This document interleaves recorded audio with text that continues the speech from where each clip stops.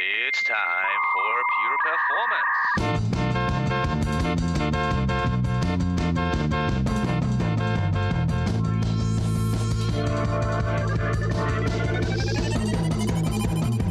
Get your stopwatches ready. It's time for Pure Performance with Andy Grabner and Brian Wilson.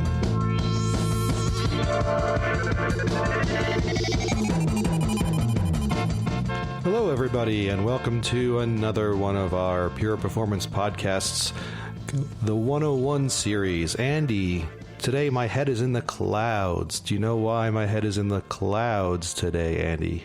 Well, it feels like your head is always in the cloud and a little bit clouded, but probably because the topic is Cloud Foundry. Yes. How did you know? Well, I just looked at my calendar and it says we are recording a session today, actually with our colleague, Alois Mayr, who should hopefully be connected with us through the cloud, in this case probably the Skype cloud, and enlighten us on Cloud Foundry. Alois, are you there?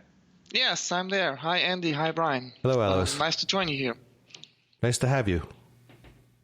So, Alois, we brought you in because you are the technical lead, the evangelist, the key evangelist on Cloud Foundry technology out of our innovation lab.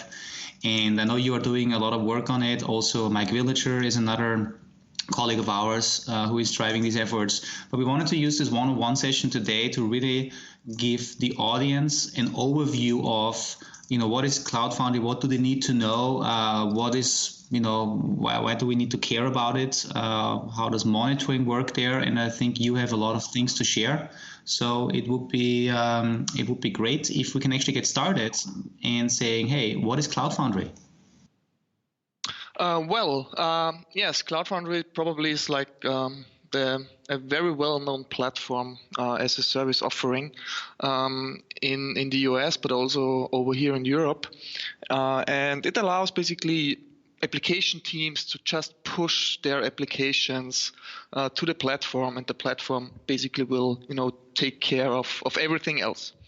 So it's really designed to give application developers the freedom to just, focus on developing software and pushing software to production, and the platform will care about failover, scaling, orchestration, and all that stuff.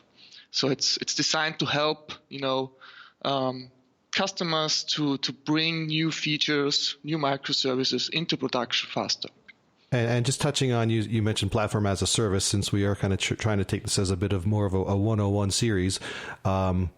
People might have heard of infrastructure as a service. And Andy, I'm not sure if we covered a platform as a service yet or not. I can't recall off the top of my head, but yeah, the idea going back of platform as a service is they have the machines, they have the operating systems, they have the containers, not containers as in Docker containers, but they have those as well, but meaning the JVMs, the whatever you're running in. You're just bringing your code, right? And putting in your code onto those components so that they take care of everything else in terms of what the differences between like IaaS, PaaS, all these other kind of differences are, right? Yeah. Yep.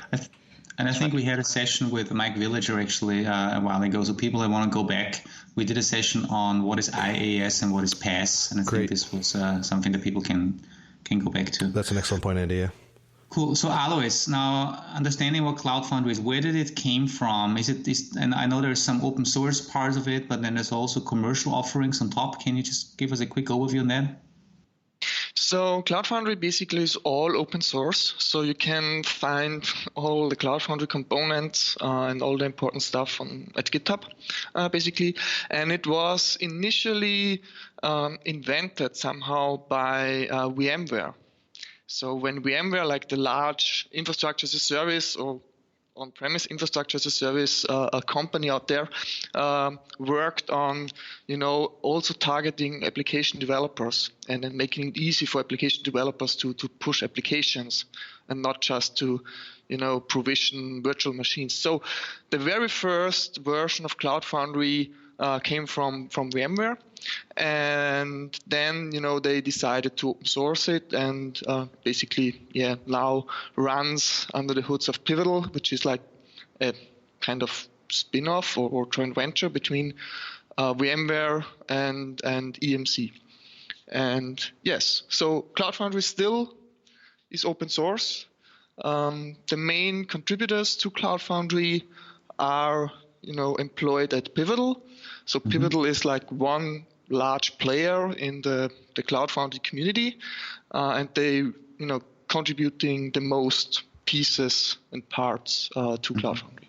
But on top of that, then for enterprise, right? Pivotal, again, not to advertise for Pivotal or anything, but they then offer the Pivotal version of Cloud Foundry that you can download, install, and run with their support. And also, I believe they have like the Pivotal Cloud Foundry web services that you can use their infrastructure for as well. So there's a full-on open source version that you can run, manage and maintain yourself, and then there's the supported versions that Pivotal offers. Is that correct as well? Yes, correct. That's correct.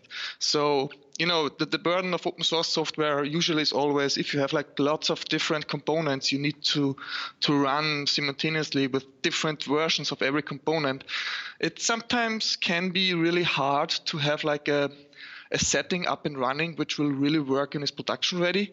And this is why Pivotal also offers what they call Pivotal Cloud Foundry, which is like a fully tested, streamlined distribution of Cloud Foundry where all the components basically work together nicely and also support or provide enterprise level support for their customers. And they also have like additional components they offer on top of open source Cloud Foundry, which makes the life easier for operators and then application teams. Now, besides Pivotal, what other major commercial vendors do we have? I think there are a few. Yeah, so there are a couple there. One other like very well known proprietary solution out there is IBM Bluemix, where IBM runs a Cloud Foundry cluster for you on their in their data centers. So this is like one. There's also like deployments out there from GE, General Electrics, like the Predix environment. There is like in SAP, they have their own environment. Also like HPE, CenturyLink provides their own Cloud Foundry service. So there are a couple of companies out there actually running Cloud Foundry and providing and offering Cloud Foundry services to their customers. Great. Cool. Now, quick overview. If I want to install a typical CF installation, Cloud Foundry installation, how does this look like and what do I actually install? So with almost every platform as a service, you always need different components to actually run and maintain the cluster, because the cluster is doing lots of different jobs and lots of different functions in order to run the application team's applications, right? And in case of Cloud Foundry, you will need some virtual machines which all run different components from within this cluster. For example, you have like components which are related to streaming logs from your applications or from other Cloud Foundry components. You also have like components which are just for scheduling and orchestrating your containers. So whenever an application team pushes an application, you have specific components to schedule those containers and apps. So there are a couple of different virtual machines needed to actually run a cluster. And for this, the Cloud Foundry community invented their own deployment tool. So they built Bosch. Bosch is like the deployment tool to orchestrate and roll out Cloud Foundry clusters. And this is a pretty nice deployment tool because this allows you to actually run Cloud Foundry clusters on different infrastructure as a service vendors or layers. For example, on AWS, Google, Azure, VMware, so OpenStack. So you can, deploy your Cloud Foundry cluster on almost every infrastructure as a service layer. Sorry, I was just saying because you were mentioning the the infrastructure as a service teams, but you can also run it on your own hardware if you chose to do that, correct? Yes. So, but Bosch provides, what they call a cloud provider interface. So it's kind of an abstraction layer between how they want to roll out Cloud Foundry and the underlying infrastructure layer. So there is a CPI for AWS, for OpenStack, for VMware. So if you run your own VMware cluster in-house or an OpenStack cluster, you can use Bosch for OpenStack or Bosch for VMware to roll out your Cloud Foundry cluster. Perfect. And just what I wanted to say, so Bosch basically is then an equivalent to an Ansible or to a Puppet or Chef. That means it's the deployment tool that was specifically developed for the Cloud Foundry environment. Yes, so it's more than Ansible and Puppet, but actually it's designed to roll out software, but it also has like configuration management in there, so you can have different versions of different components and having Bosch roll them out. But you also have things like what would be Ansible Tower, where Bosch will monitor all the Cloud Foundry components, and when Bosch detects that a Cloud Foundry component is not working anymore, it will just recreate the virtual machine and deploy the component from scratch, and kind of have like a resurrection mechanism in there. Cool. So I assume you have stood up your own Cloud Foundry environment and you have installed all of these components? Yes, I did. I did it a couple of times. So my very first test was running, I was really brave, running Cloud Foundry, the open source version, on my own. It took me about a week to roll it out on AWS, because this way I really needed to care about everything in Cloud Foundry, because all the different components in all the different versions. But then I've seen I can just use Pivotal Cloud Foundry, where everything is pre-packaged, and then it just took me like half a day to roll out the Pivotal Cloud Foundry cluster on AWS. And I also run a very small baby Cloud Foundry cluster on OpenStack in my office here. Oh. Cool. So that means if everything is stood up, well, let's actually, before I ask that question, are there any terminology that we should know about some of the components that you are installing? Is there, some names that the audience should at least be familiar with, because they may hear it? So we already heard Bosch. Any other terminology that you want to throw out there? Yes. So every, let's say, cloud operator who is in charge of running a Cloud Foundry cluster will not only know about Bosch, but the operator will also know about Diego cells. So Diego is the runtime architecture in Cloud Foundry. So when application teams push their microservices and their applications, these applications will end up on Diego cells. So Diego cell is a very important component in Cloud Foundry, where actually the applications from the teams will run on. And and on Diego cells, in order to separate different environments, different applications, and isolate applications on the same virtual machine, on the same Diego cell, Cloud Foundry is making use of Garden containers. Right, so they usually package everything they want to run, everything an application engineer or developer wants to run in Garden containers. So it's somehow comparable to Docker containers, but they build like their own wrapper around runC. So runC is also something that you probably should know when you deal with Cloud Foundry from the point of view of an operator. Right, but as a developer, you don't need to know any of that, right? Yes, as a developer, you don't really care about that. Right. As a developer, you just push the application and have Cloud Foundry do the rest. So it's really just for the operators. And so sticking on the operator then, So we have Diego. Do they have to? So on the management side of things, we know there's like the Logregator and some of these other components. How much do they have to be aware of those or interact with those? Or are they really just once they have it stood up, are they really kind of maintaining Diego at that point and watching that side of things? So what operators usually do is, so they have like their knowledge about how a working Cloud Foundry environment can look like. So a Cloud Foundry environment can just be like 20 machines or something, or 25 machines, but it can also be like running 500 machines, right? So, and the larger the environment gets, the more instances of every component I will need. For instance, there is a component called the router.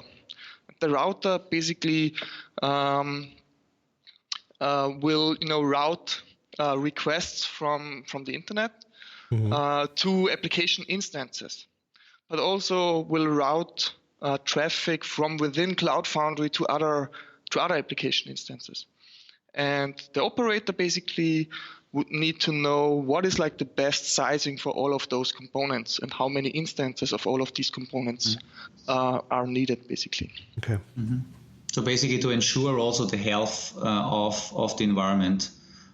So that's interesting, yeah, because so it's like capacity planning of all of these different components, so that in the end, the developers get a fast responding Cloud Foundry environment where they can deploy their apps or microservices, correct? Absolutely, yeah. Correct. Yeah, it's not like if you want to run 1 million Diego cells, well, you have to have the router and the other components that can support scaling up those Diego cells, it sounds, right? Yes. Okay, great. So if you really want to run tons of applications in Cloud Foundry, you will need to have enough Diego cells available to actually have the resources available to run those applications in Garden containers. And the more Diego cells you're using, the more routers you need. You will need. So from the point of view of a cloud operator, they really are just in charge of running the cloud platform, the Cloud Foundry platform, in a healthy way. Right. So, and maybe a last question on this one, Dave, because then I want to switch over to the developer side. But is there any support within Cloud Foundry to help with this type of orchestration of the platform itself? So is there information on, hey, you are running short of resources, you need to do this or this, or is this something that the cloud operator really need to judge and do by themselves? Yes. So usually the cloud operator will need to, monitor and track some basic metrics on every VM in there. And with Cloud Foundry or with Bosch, when Bosch deploys the Cloud Foundry components, it also deploys a process for every VM, which is called Monit. And Monit is, as you can probably expect, monitors on a very basic way all those components. And based on those metrics the cloud operator will get, the cloud operator can decide whether there will be demand or there will be place for more Diego cells or whatever. And once the cloud operator decided to spin up new instances or increase the number of Diego cells or routers or whatever, just need to change the Bosch deployment manifest file and do a Bosch deploy. And then Bosch will spin up new instances and whatever the Cloud Foundry operator wanted to do. So now switching gears over from the cloud operator to the developer. As a developer, as Brian said earlier, I don't care about most of this stuff because the only thing I really care is that I can push my app or my service. And so what is it that a developer really does with Cloud Foundry? What is kind of the integration or the interaction point? And what types of apps have you seen people actually pushing on Cloud Foundry? For a developer, the only integration point with Cloud Foundry basically is that he needs to have a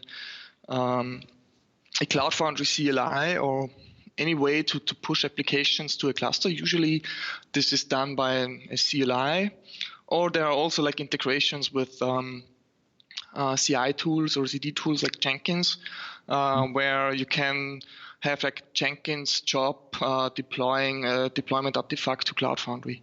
But what happens under the covers basically is that you just push your source code, your Node.js app, your WAR file or whatever to Cloud Foundry, and then Cloud Foundry, picks a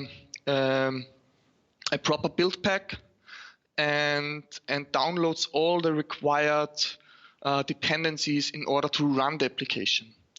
These are not libraries, because the libraries, of course, need to be shipped with the application already, but the build pack will download, for example, a proper JDK, a proper Tomcat version and stuff, and then package everything into an ultimate deployment artifact, which is called Droplet in Cloud Foundry. And this Droplet basically is the source for, or the image for, the Garden containers, right? Yeah, and going to the build pack for a minute, because I had the pleasure of getting some training in here, so I was fascinated by the idea of the build pack. When the developer is uploading their code or their packages, right? Cloud Foundry is looking at that and determining, do I need Tomcat? Do I maybe need JBoss? Or the developer doesn't even pick which technology that they're running on. I think they can override possibly, right? But the general idea is Cloud Foundry works this out for you, and you don't even have to think that far. You're just packaging your code and deploying it. Is that? Yes, am I remembering that correctly? Yeah. That's right.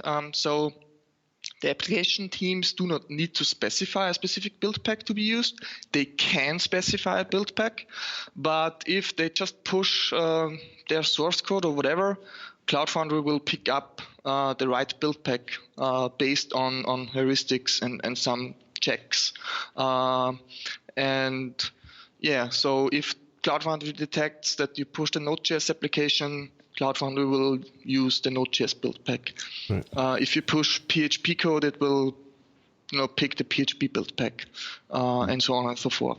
And coming back to the question from Andy regarding what kind of technologies I have seen out there already, almost everything. I've seen...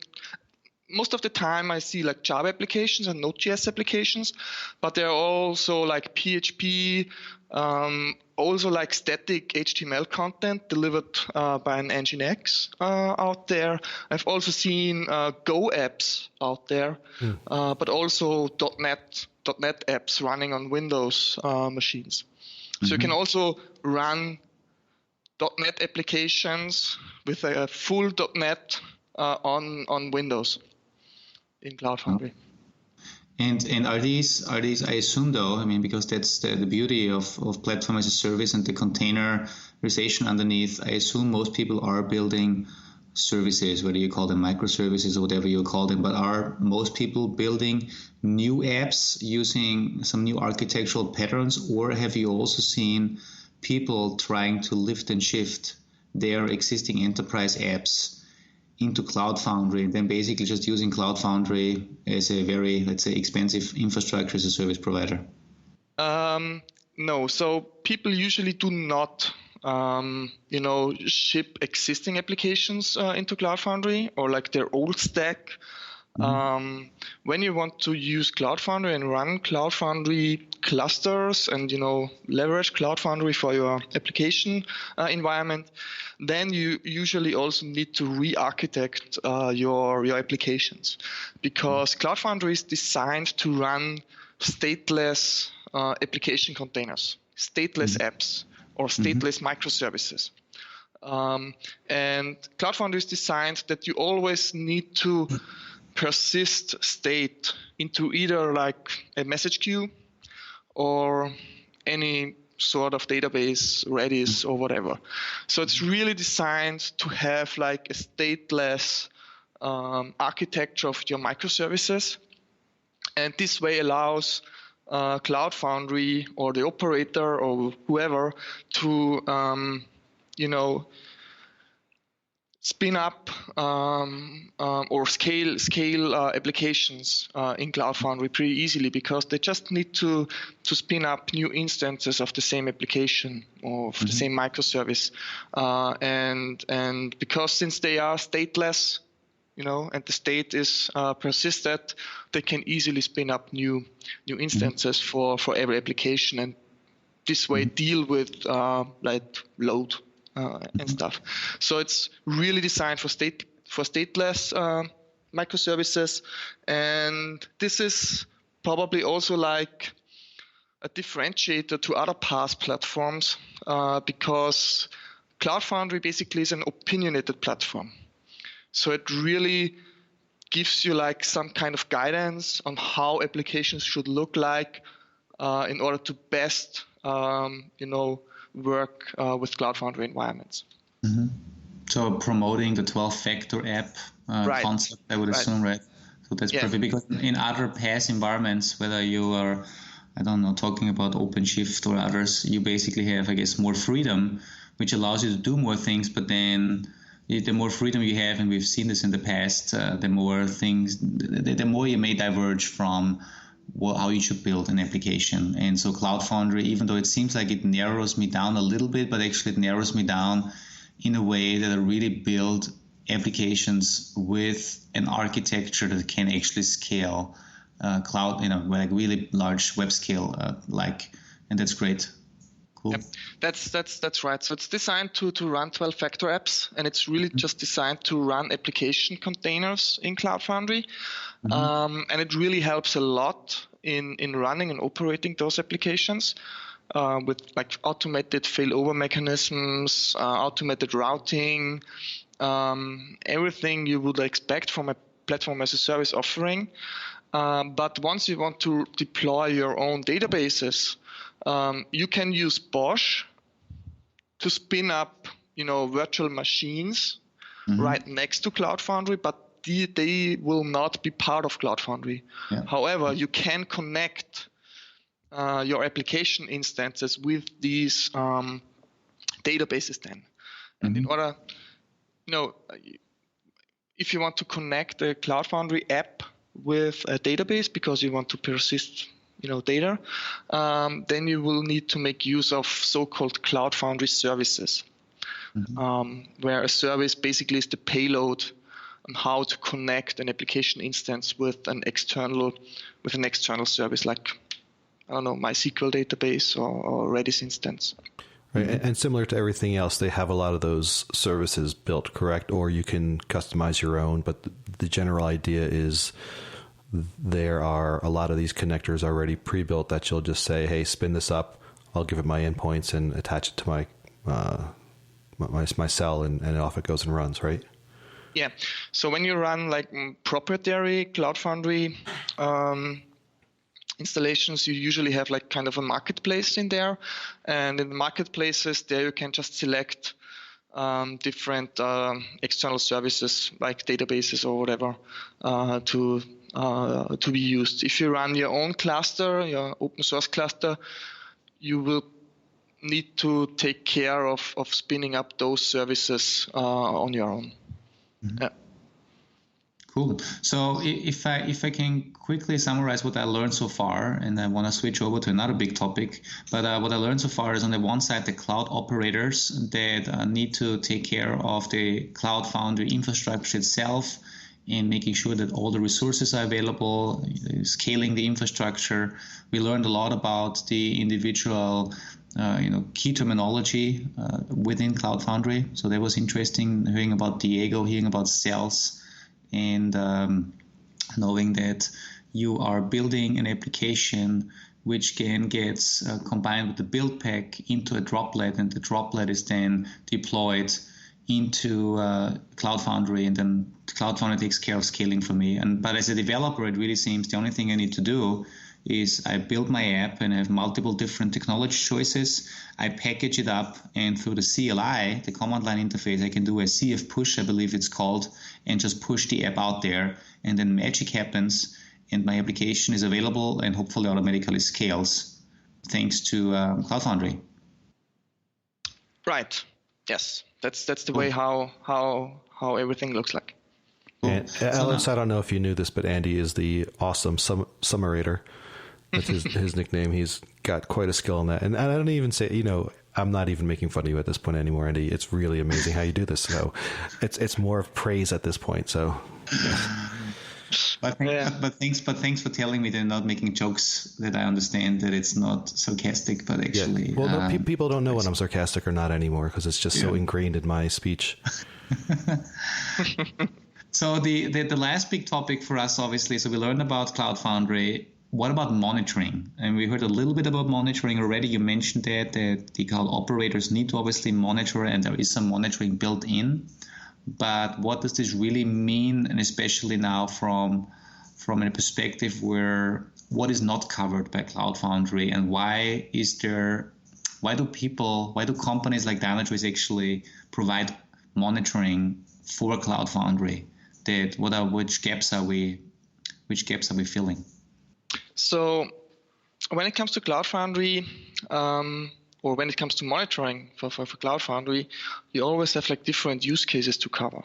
So there's always like the use case of monitoring the applications or the microservices that have been pushed from the application teams, right? Mm-hmm. So usually when an application team wants to push new features into production, they are mainly interested in whether their service still runs smoothly, right? So about the microservice health actually, and whether there is some room for improvement regarding performance. So if it's really running fast enough, what is the response time? Do I have failure rates in my service? But also application teams usually are also interested in whether their service actually also runs smoothly with other services, because microservices, talk to each other, and you need to make sure that your service consumes other services in the right way, or your service actually is consumed by other services in the right way. So these are like things where monitoring helps a lot in order to understand whether services run smoothly in production, right? And this is also where it becomes difficult for most of the monitoring solutions out there, because tracking services and the quality of services on a platform that independently scales up or down application instances, moves application instances, from one Diego cell to another Diego cell, can be hard because you have so many moving components in there, and this is something monitoring providers need to tackle, and Dynatrace solved that problem, of course, to really track microservice performance and how the microservice performance of each individual application instance can look like. Mm-hmm. So basically, what's missing, it seems, is really abstracting the monitoring from the individual instances, the physical instances in these cells, to the service level. So understanding what is the throughput, the performance, the failure rate, and the overall resource consumption of that logical service. Because to the outside world, the service is an endpoint or maybe multiple endpoints, and I don't care if there's 1 or 50 instances behind supporting that. But from a monitoring perspective, this is what you really need to figure out. How do you monitor your endpoints? And then I guess giving feedback back to the engineers and also I guess the cloud operators, so they know how are they really scaling. And did you just introduce a code change that is consuming too many CPU cycles, and therefore in order to sustain the same performance, you now need twice as many Diego cells to actually run your service than before the code change. And as a developer, I may not care because I just make a CF push and it still magically runs. But whoever has to pay the bill in the end, I guess, cares. And the cloud operator also cares. Yeah. So this is something monitoring needs to provide value in here, and usually the way on how to get monitoring into your microservices is done by building integrations into build packs. Mm-hmm. So since we already know that a build pack is a very central component of Cloud Foundry, where the build packs package the ultimate deployment artifact. There is usually the integration point where monitoring vendors can integrate and provide their agents to the microservices or to the application instances at the end of the day. Mm-hmm.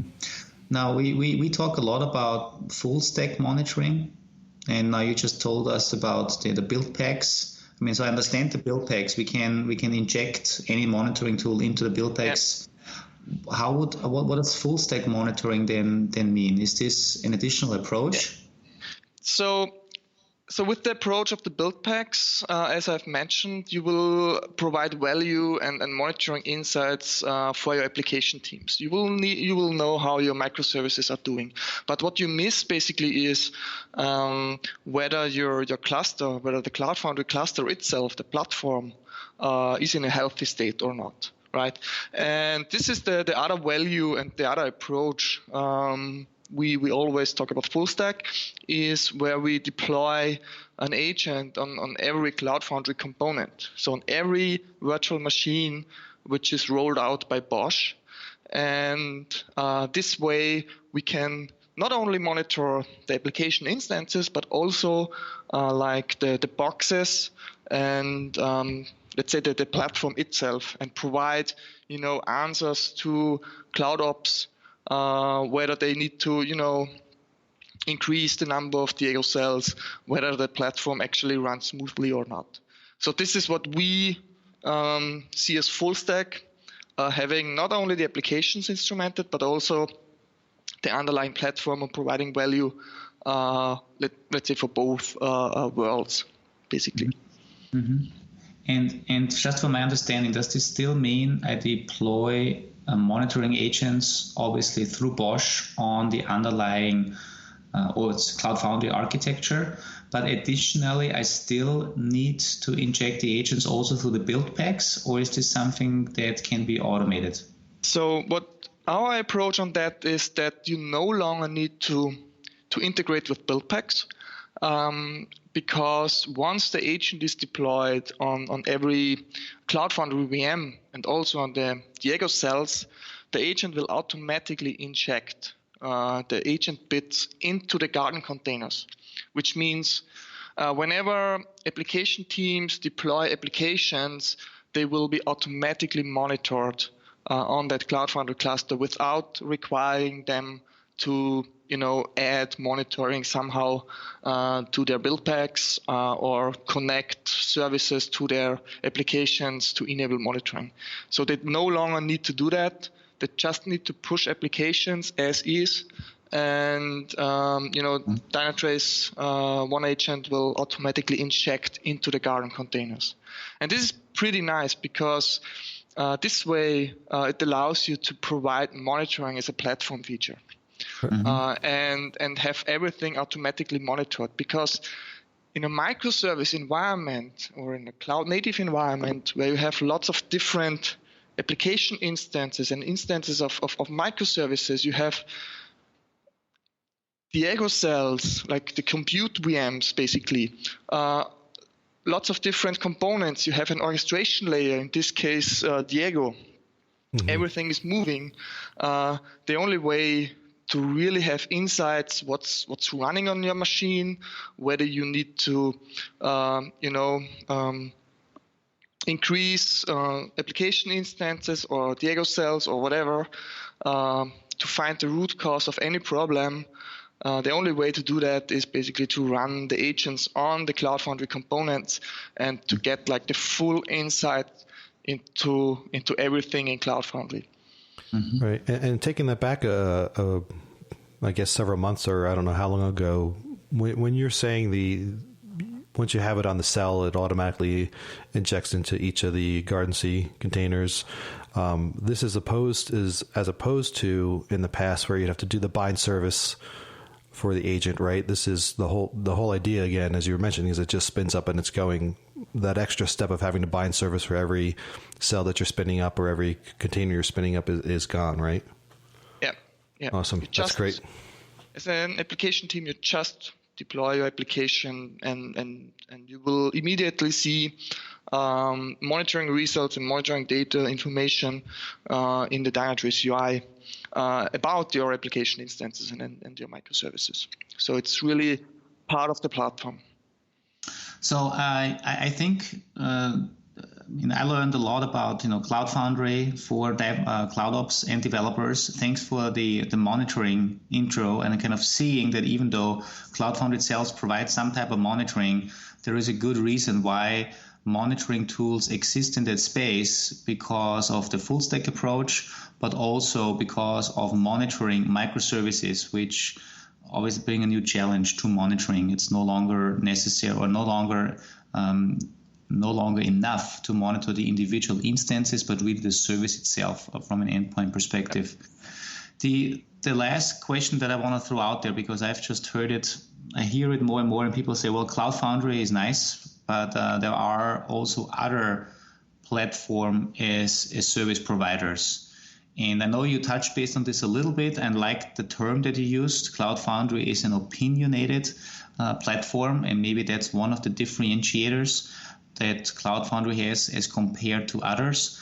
But maybe as a last statement, what do you see out there from a competitive landscape, and how does Cloud Foundry relate to other initiatives that are going on in the industry?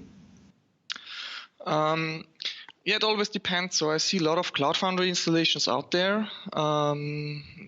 Lots of Pivotal Cloud Foundry installations, but also Bluemix initiatives are out there.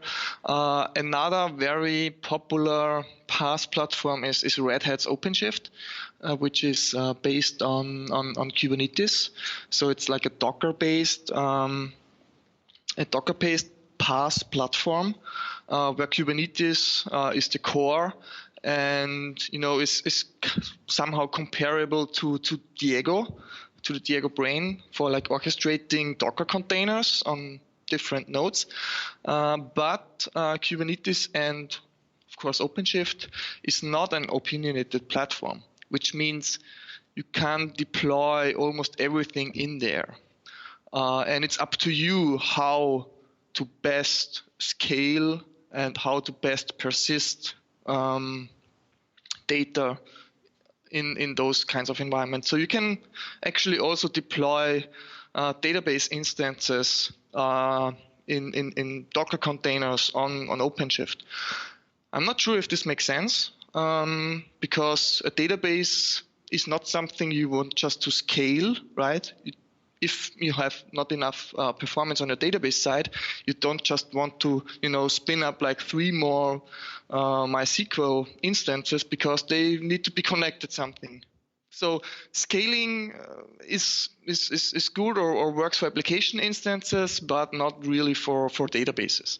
But of course, with Docker, you can really push also like very large instances. You can also like push your monolithic applications in containers and use like your existing Kubernetes OpenShift environment to run like your monolithic applications in a JBoss, right?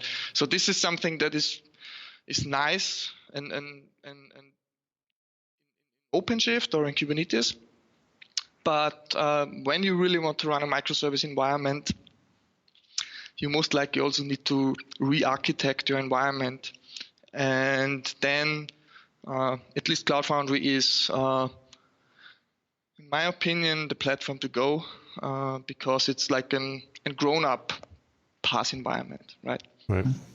Now you mentioned the Docker containers, and one point of clarification, and we mentioned this before we started recording, is I believe that you can, although it's running Garden C within Cloud Foundry, you could still deploy a Docker image within Cloud Foundry. Is that correct? So if you're already using Docker, you don't have to be like, well, I can't go to Cloud Foundry because we're using Docker. You can still push your images to Cloud Foundry. Yeah. So if your teams already build Docker images because they want to build Docker images as their deployment artifact, right? Or when it comes out of their CI, you can also use that Docker image and push the image to Cloud Foundry. And then Cloud Foundry will bypass the build packs and immediately run the Docker images as Garden Run C containers. So this is also something you could do. So if you have like a Docker images radial, then you just push it to Cloud Foundry, and Cloud Foundry will deal with running Docker images as Garden Run C containers. Right. Right. Excellent. All right. That was an amazing overview. From my point, I've been looking into and had some training on the pivotal Cloud Foundry side, right? But I think what I learned a lot more today is just more about the standard open source Cloud Foundry side that's not, enterprise related or packaged around by another company's offering. So I think there's a lot of interesting things in here, and I really just want to thank you for taking the time to enlighten us all much more on Cloud Foundry and how this all runs together and how it compares to some of the other components out there and other PaaS offerings. So I just want to take a moment, and I know Andy's going to probably have another summarator component here in a second, but I just want to take the opportunity to thank you for coming on and explaining all this, because this has just been very, very, very invaluable to me, at least. So hopefully it's valuable to our listeners as well. Yeah, thanks, Brian. Thanks for having me. Yeah, from my side, I think I summarized enough already. The only thing that I want to say, this is great that we have these one-on-one sessions, because there's so much new technology coming. It seems, every day almost, and getting insight and an overview like this helps a lot for people that need to at least understand the basics, because they have to work with it. And the only thing that I wanted to ask, Alois, is there any other follow-up material that people can look at in case they want to know more, whether it is on Cloud Foundry as the open source project, or whether it's around monitoring use cases? Is there anything you can point us to, and maybe links that we can also put on the website? Basically, there is a website, something like dynatrace.com/CloudFoundry or something, where you will get some information about Cloud Foundry and how to best monitor Cloud Foundry environments with Dynatrace. But there's also a recording of our past Pure Performance Clinic, where we also, covered some of those questions we had today, but also have done like a live demo on how to work with Cloud Foundry and actually to monitor Cloud Foundry clusters and applications using our full stack approach. So there is a YouTube video out there. Andy, you should know about where to find it, because actually you recorded it. Yeah, we'll put that out there. That's a good reminder, because we saw it in action. And Andy, cool. I think Alois just renamed your performance clinics to the Pure Performance clinics. Oh, so that's awesome. Thank you, Alois. Cool. All right. I think that's it from my side. Thank you so much. Excellent. Brian, any last question that you have? No, but I guess I'll see if Alois does. Otherwise, we'll do our little wrap up. Alois, any last words? Any grand advice that'll help somebody, succeed in life, or just even at least for the rest of the day? I would be happy if you can see more people using our Bosch add-on to run full stack monitoring for Cloud Foundry, because we just recently added Windows support there, and would be happy to see people out there using that. So then this add-on again this is for getting the agent out into the entire stack, yes. Right? Excellent. All right, so if you are a Dynatrace user and you're on Cloud Foundry, do as Alois commands and use that Bosch add-on. Excellent. Well, thank you once again. Really loved having this. And if anybody has any feedback or ideas or any other one-on-one topics they would like us to discuss, please go ahead and either email us at pureperformance@dynatrace.com, or you can tweet it over at pure_DT. And Yeah, that's it for me. Alois, do you do the Twitters or anything like that you want to maybe see if people can get more followers? Yeah, so I'm on Twitter as well. Yes. So Mayr Alois, it's pretty hard to understand for non-German speaking folks. So it's MAYRALOIS is my Twitter handle. Would love to see some more followers in the next few days. Excellent. Well, thank you very much. Goodbye, everybody. Goodbye. Thank you. Thanks, Andy. Thanks, Brian. Thanks for listening.